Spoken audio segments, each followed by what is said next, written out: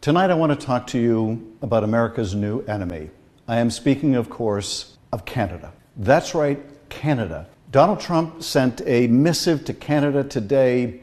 It was a lot like this. How much postage does it take to send a letter to Canada? Who's it going to? Canada. It says, "Dear Canada, you." Okay, he didn't explicitly say, "F you to Canada." What he said was worse. He said, well, listen for yourself. Canada would be great as our cherished 51st state.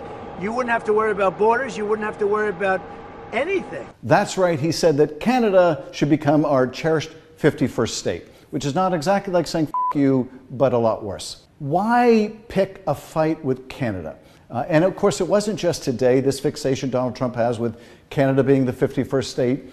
It's gone on for months and months. He started out calling Justin Trudeau, the former Liberal leader in Canada, Governor Trudeau, as if he was already only governor of one of America's states. Now, we've heard a lot of bizarre ideas by Donald Trump, taking back the Panama Canal.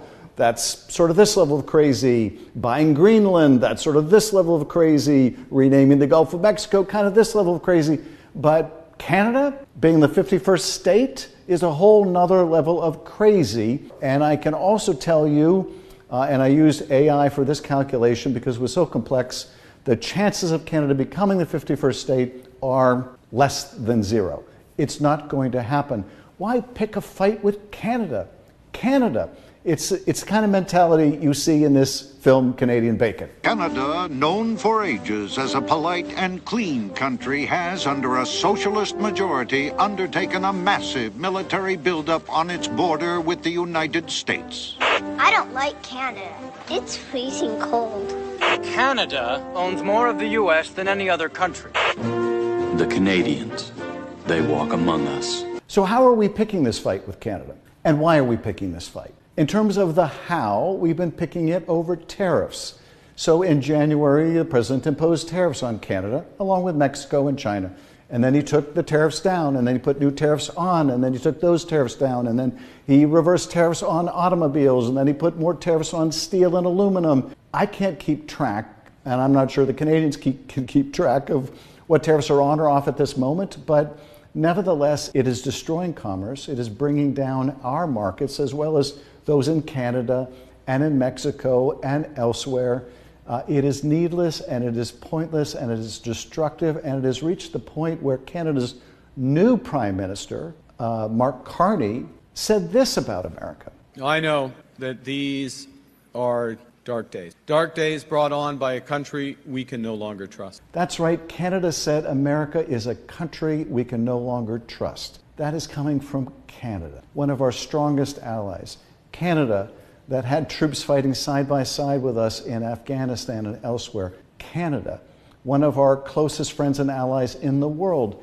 You know, when Canada is saying worse things about America than Putin's Russia, that we have really screwed things up. This president has really screwed things up. And this is the upside down place we find ourselves in, where we're picking friends with our democratic neighbors and allies, and we are alienating other allies in Europe, and we are embracing dictators like Vladimir Putin. This can't end well.